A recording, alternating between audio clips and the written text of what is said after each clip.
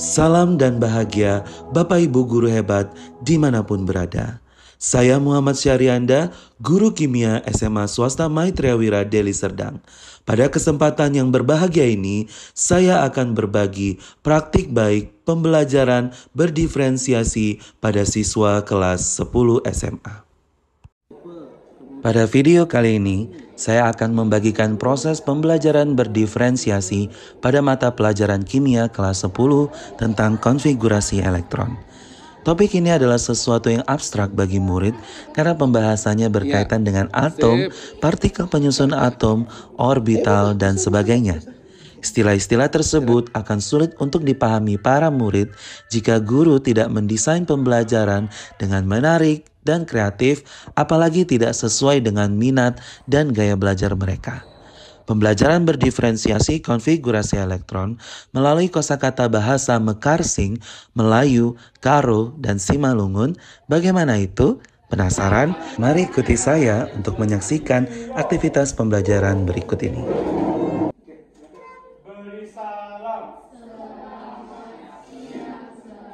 Selamat siang semuanya, apa kabar? Terima kasih, silakan duduk semuanya.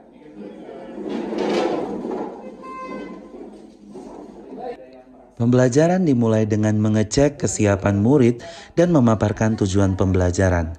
Tidak hanya itu, di awal proses pembelajaran, saya melakukan ice breaking untuk mencairkan suasana dan melatih fokus murid.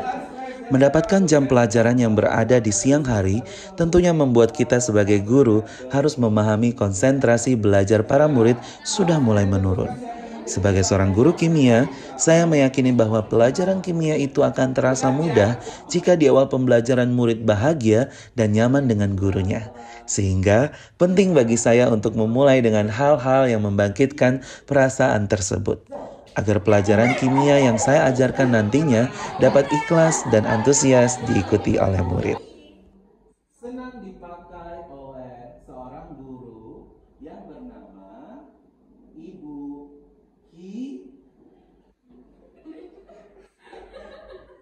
Ibu Hitam. Tom juga. Oke, selesai. Siapa yang menang? Oke, good job. Terus buat kita.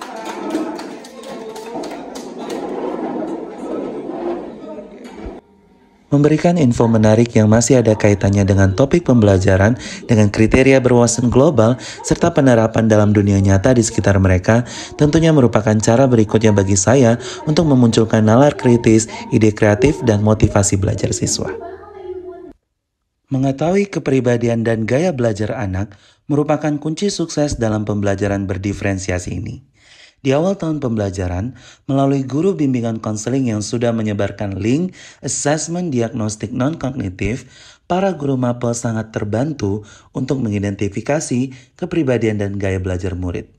Dari data hasil tersebut, guru mapel seperti saya memanfaatkannya untuk mengelompokkan peserta didik dalam kegiatan pembelajaran.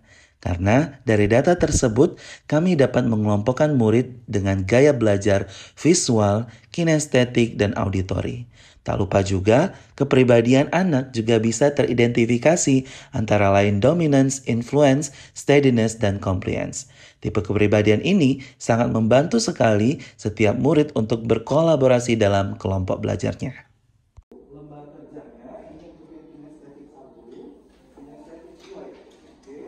Pada kegiatan inti, murid sudah duduk bersama dengan teman satu kelompoknya yang gaya belajarnya sama. Tetapi terdapat perbedaan tipe kepribadian. Hal ini dilakukan untuk menghindari konflik pada anak yang biasanya bertipe pribadi dominan ataupun untuk menghindari keributan pada anak yang bertipe influence.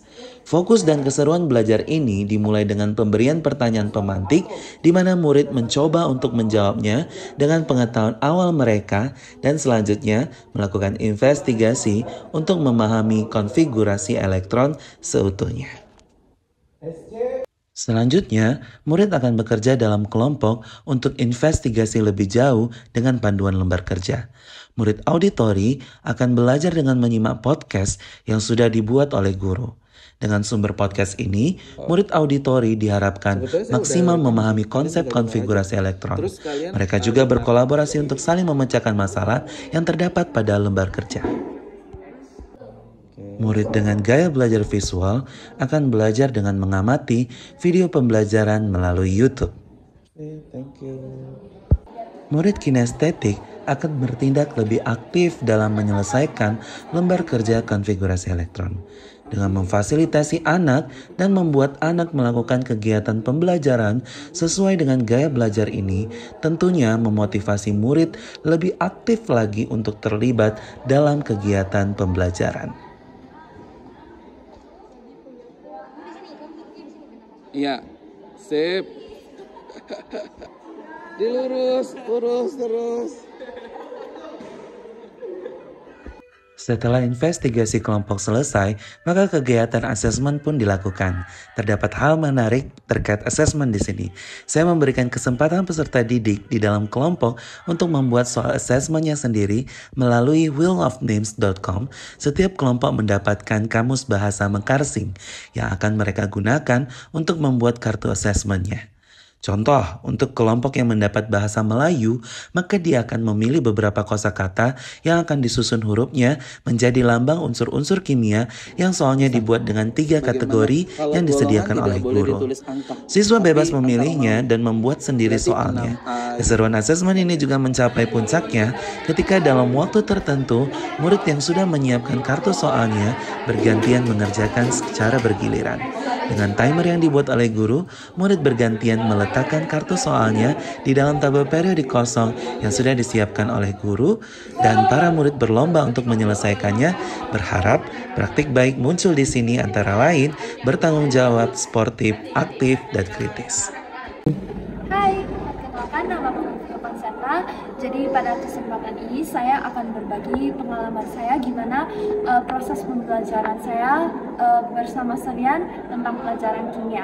Nah, jadi awal mulanya ketika Vio belajar pelajaran kimia, Vio sebenarnya benci dengan kimia karena Vio pusing lihat kimia kayak belajar tentang zat-zat gitu, lalu lihat itu tabel periodiknya aja udah shock banget karena kayak oh my god, jadi kimia harus belajar sepanjang ini, sesusah ini. Lalu Vio takut karena Vio selalu dalam konsep pikiran Vio itu kimia itu susah. Tapi ketika Vio kan tipe anak yang tergantung gimana cara mengajarnya guru, baru bisa mengerti pembelajaran itu. Jadi Vio merasa ketika Vio belajar dengan Serian, Vio benar-benar bisa memahami semuanya, dan Serian ketika menjelaskan selalu mengajarkan dengan cara yang fun dan juga dengan keyword-keyword yang selalu menarik, dan pokoknya Serian ada cara ngajar yang paling kece deh. Jadi Vio jadi mudah mengerti, mudah mengingat, dan ketika ujian Vio merasa sangat gampang ujiannya. Padahal Vio itu sebenarnya kayak gak pandai sama sekali dengan kimia, tapi berkat Serian jadi mantap kimia. Jadi suka banget sama kimia, kimia is the best.